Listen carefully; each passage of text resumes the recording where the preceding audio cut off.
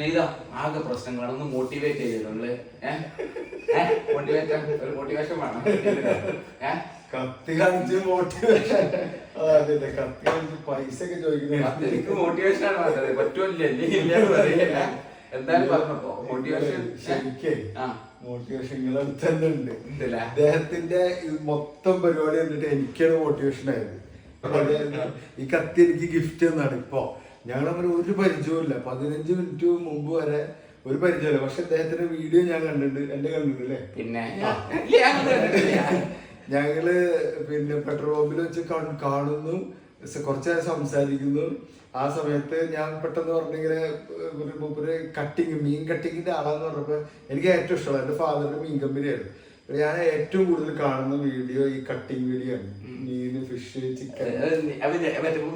തെക്കിലും വടക്കിലും പിന്നെ ആൾക്കാർ അപ്പൊ കത്തി. പിന്നെ എന്റെ വൈഫിന് എപ്പോഴും ഉള്ള പരാതി, ഞാൻ എവിടെ പോയാലും വാങ്ങിക്ക കത്തി കുറെ ഉണ്ട് വീട്ടില്. അപ്പൊ ഈ മനുഷ്യൻ പറഞ്ഞു വീട്ടിലേക്ക് വന്നു കഴിഞ്ഞാൽ കത്തി ഗിഫ്റ്റ് തരാന്ന് പറഞ്ഞു. ഞാൻ കുറെ വേണ്ട എന്ന് പറഞ്ഞു. അവസാനം അല്ല വന്നിട്ട് വണ്ടിയിലുള്ള കത്തി പിന്നെത്താ ഞാൻ വേറൊരു പേടിണ്ടായിരുന്നു. മീസക്കാരനെ കണ്ടപ്പോ മൂപ്പര അന്ത്രോനാണോല. അപ്പൊ മൂപ്പരെ കണ്ടപ്പോ എനിക്കൊരു പേടിണ്ടായിരുന്നു. എത്താപ്പോ അവസ്ഥ നമ്മളെ കുടിച്ചേക്കായി വലുതാണ് മടിയിലുള്ളതെന്ന് എനിക്കറിയില്ലല്ലോ. അപ്പൊ ആ ഒരു പേടി തന്നെ ഒരു അടി മാറിയിരുന്നു. അപ്പൊ വെച്ചാലേ ഈ മൂപ്പരങ്ങളൊന്ന് പരിചയപ്പെടണം. വേറെ ഒന്നും കേട്ടാ മൂപ്പര് വീഡിയോ വ്ളോഗിംഗ് ഒന്നും പരിപാടി ഒന്നുമില്ല. എവിടെയും ടൂറ് ട്രിപ്പ് ഇതൊക്കെയാണല്ലോ മൂപ്പരാളെ വൈബ്. അത് മൂപ്പര് ഇല്ല അങ്ങനെ തന്നെ അല്ല. ട്രിപ്പിന് പോവാ, വീഡിയോ ഇൻസ്റ്റാഗ്രാം, യൂട്യൂബ്, ഫേസ്ബുക്ക് ഒന്നും ഇല്ല. പിന്നെ എന്തിനാ കാരണം അറിഞ്ഞ് നിൽക്കരുത്, തുറക്കാൻ പറ്റുന്നില്ല. അല്ല ഇതൊക്കെ കൂടി നിങ്ങൾ ഇങ്ങനെ കിടന്നുറങ്ങാൻ പറ്റും. ആൾക്കാർ ഇങ്ങനെ നോക്കിയിട്ട് അങ്ങനെ ചുറ്റുമ്പോൾ ഇങ്ങനെ ഉറക്കത്തിൽ ഇങ്ങനെ മൂക്ക് മാന്ത അങ്ങനത്തെ എന്തെങ്കിലും പ്രശ്നം ഉണ്ടെങ്കിൽ അത് നിൽക്കണ്ടേ. നമ്മളെ വീഡിയോ ഏതായാലും റീച്ച് ആയിട്ടുണ്ടെന്നുണ്ടെങ്കിൽ ഇവിടെ കണ്ടിട്ട് ഇവിടെ ചോദിച്ചിട്ട് കൂടെ കണ്ടുമായിരിക്കും. പിന്നെ പരിചയപ്പെടാൻ പറ്റില്ല. ഇഷ്ടപ്പെട്ട എല്ലാ പരിപാടിയും വൈൻ്റെ പരിപാടി ഉണ്ടാക്കുന്ന വൈനാണ് നമുക്ക് ഇതൊക്കെ രസമല്ല. പിന്നെ ഇതൊക്കെ നാട്ടിൽ ഇത് ഇവര് കാണുന്നവർക്കൊക്കെ അറിയാം കുറെ കത്തിന്റെ കാര്യങ്ങളൊക്കെ.